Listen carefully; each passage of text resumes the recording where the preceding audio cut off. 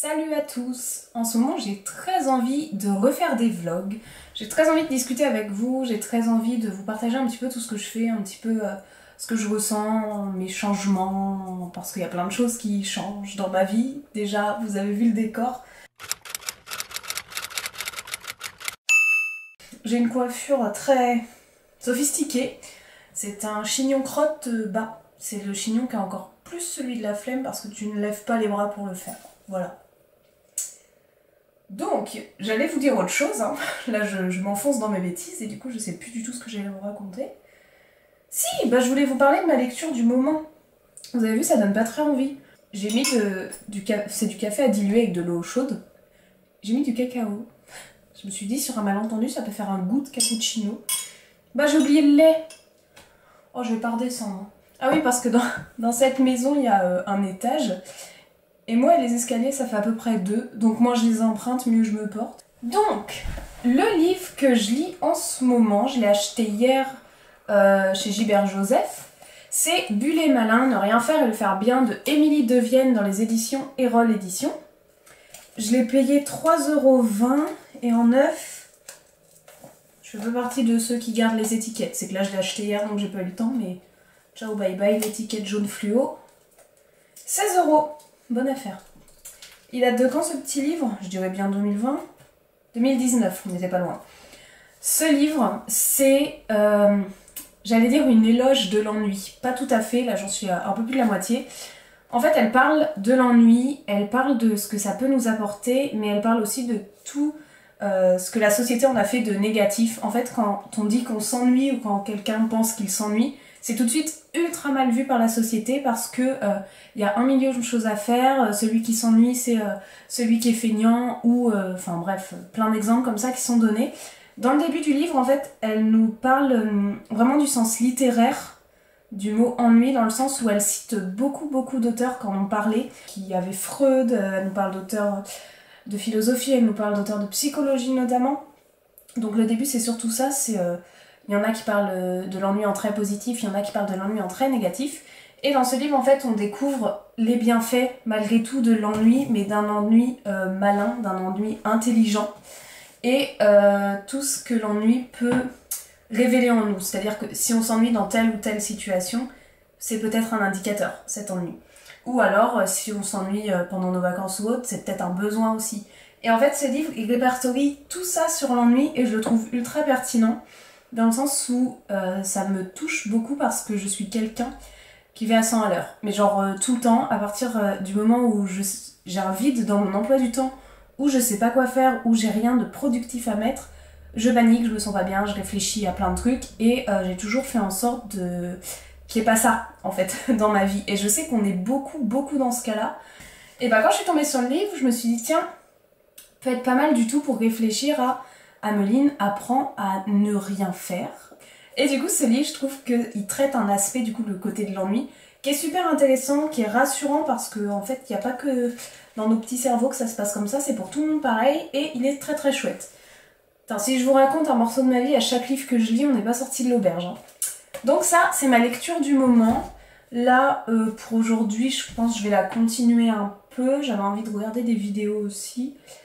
Et voilà, et demain, je sais pas ce que je fais. On verra bien. Et aujourd'hui, on est quel jour? On est samedi 20 août, voilà.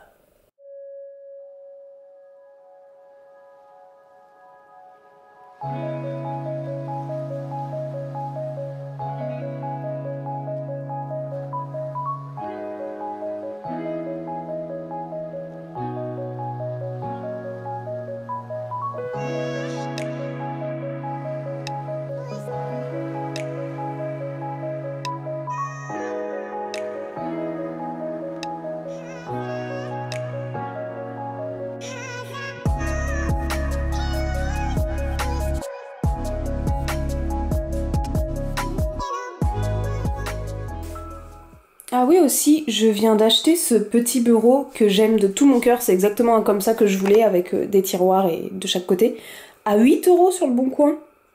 Voilà, donc avant d'acheter neuf, pour la planète, pour le porte-monnaie et pour tout le monde, regardez sur le Bon Coin ou Marketplace ce genre de trucs parce que on trouve des trucs d'occasion de ouf, genre j'en suis vraiment trop contente. Bon, c'est encore le bazar, il y a des cartons, mais ça, c'est pas grave. J'ai terminé le livre dont je vous parlais juste avant, qui s'appelle Bulle et Malin de Émilie de Vienne. J'éteins mon ordinateur en même temps. Hop. Voilà, j'ai rien de plus à rajouter que ce que je vous avais dit précédemment, parce qu'en fait, voilà, ça parle de l'ennui et de toutes les phases et compagnie. Donc, il n'y a rien de nouveau. J'en ai aussi parlé du coup sur mon Instagram. Je vous mets juste ici la story que j'ai faite pour vous dire que je l'avais terminée.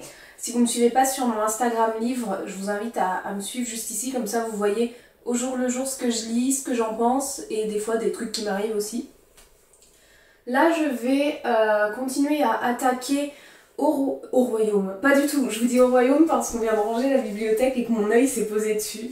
Je vais continuer le tome 2 de Iskari.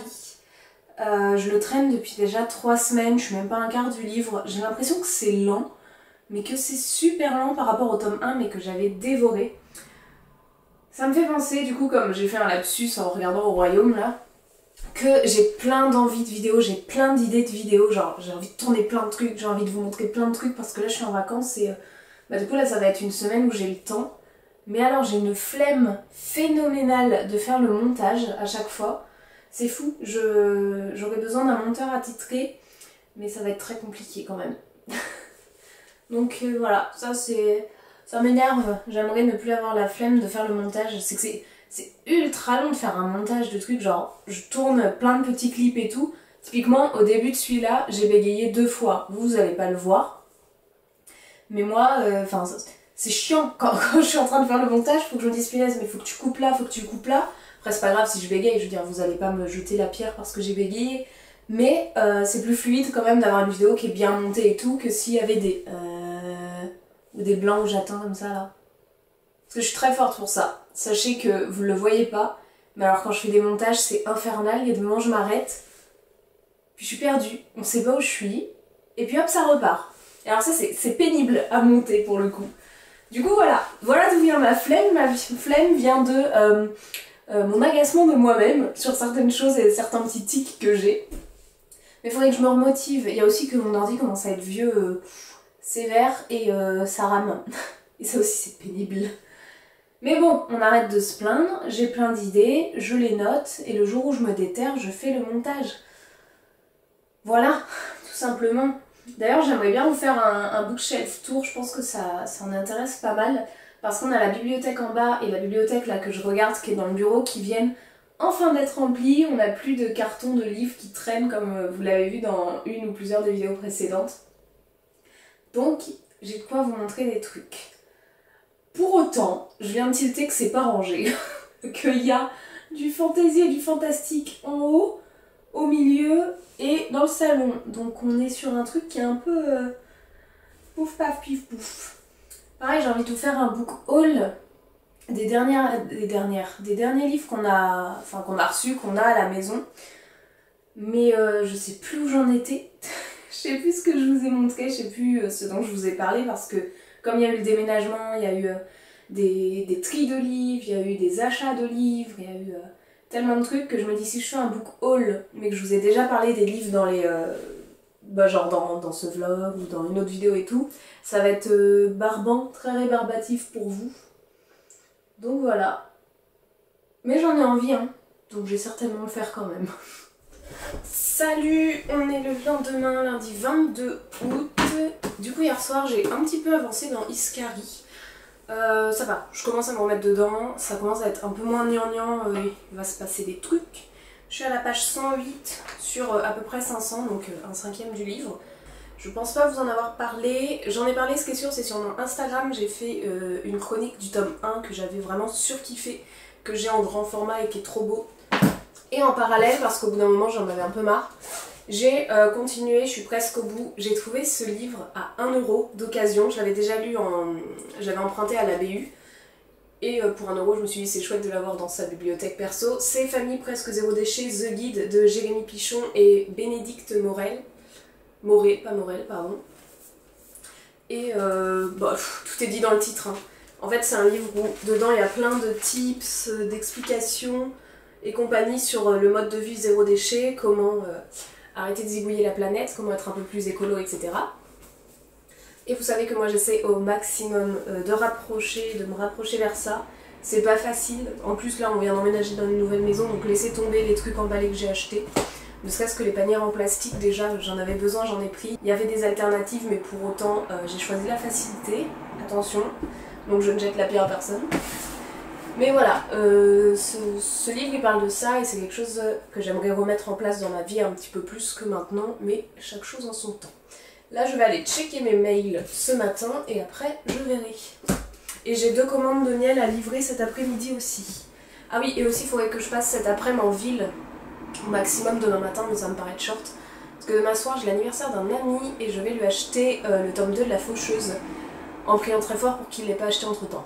Parce que je sais qu'on avait acheté ensemble le tome 1. Moi je l'ai pas, mais j'étais là quand il l'a acheté et il m'a dit qu'il avait adoré, donc j'espère qu'il n'a pas acheté le 2. Comme ça je vais pouvoir lui offrir à son anniversaire, et sinon j'ai gardé le ticket de caisse. Au pire il aura un bon d'achat.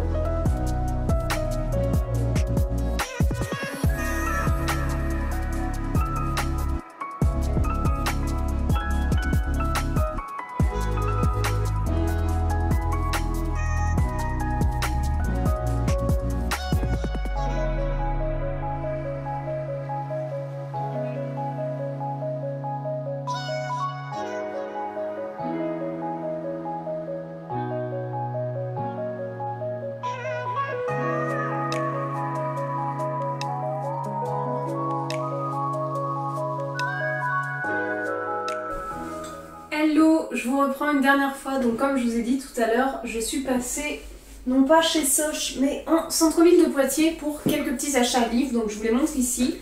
J'en ai pris 3. Donc comme je vous l'ai dit, demain je suis à l'anniversaire d'un ami et j'ai pris donc le tome 2 de La Faucheuse qui est énorme. Il fait combien? 650 pages, une belle bête. Donc voilà, je vais l'emballer, donc ça c'est ok. On a le tome 1 nous à la maison. Moi je l'ai pas encore lu mais j'ai très envie. Et moi, je me suis pris, j'en ai trouvé 2 d'occasion, chacun à peine 2 €. Le Barbier de Séville et Le Mariage de Figaro de Beaumarchais. Hop, dans l'autre sens. Et on va y arriver. Dans les éditions Librio Théâtre. Et en fait, j'avais envie de les lire parce qu'on est allé voir à Sanxay, je sais pas comment on dit, le Barbier de Séville en version opéra théâtre. Sur le site gallo-romain de Sanxay, et c'était incroyable. Genre de nuit, on était dans les ruines du site gallo-romain, tous assis et tout, et il y avait une grande scène, et donc il y avait des acteurs d'opéra qui ont joué le Barbier de Séville. J'avais jamais vu d'opéra. Moi j'ai fait plusieurs années de théâtre et je sais que j'adore ça. Et je me suis dit mais attends, mais ça peut être trop chouette. Donc on y allait et c'était incroyable. Sauf que juste avant la fin, en fait, il s'est mis à pleuvoir, mais genre pleuvoir sévère d'un coup d'un seul. Là, les petits orages, enfin les beaux orages qu'on a eu, nous dans notre région, pas énormément, mais je sais que ça a fait des dégâts ailleurs. Et en fait, comme c'était dehors et tout, les musiciens ils ont dû remballer direct parce que c'était joué avec des vrais musiciens devant nous. Donc on n'a pas vu la fin. Et moi j'étais là, y'a quoi après, y'a quoi après? Donc là, je viens de m'acheter le Barbier de Séville et j'étais un peu en train de le feuilleter et on a passé l'acte 2, on a passé la scène 8 vers là. Donc en soi, on avait bien avancé. Et après du coup je voulais le Mariage de Figaro parce que bon, un peu la suite quoi. Voilà. Bon, je sais pas s'il y a grand chose à mettre dans ce vlog, je sais que j'ai pas mal blablaté, donc je sais pas, je dirais qu'il dure un petit quart d'heure. On verra bien au montage. Je sais pas si ce format vous plaît, si jamais c'est le cas ou c'est pas le cas, n'hésitez pas à me le dire en commentaire.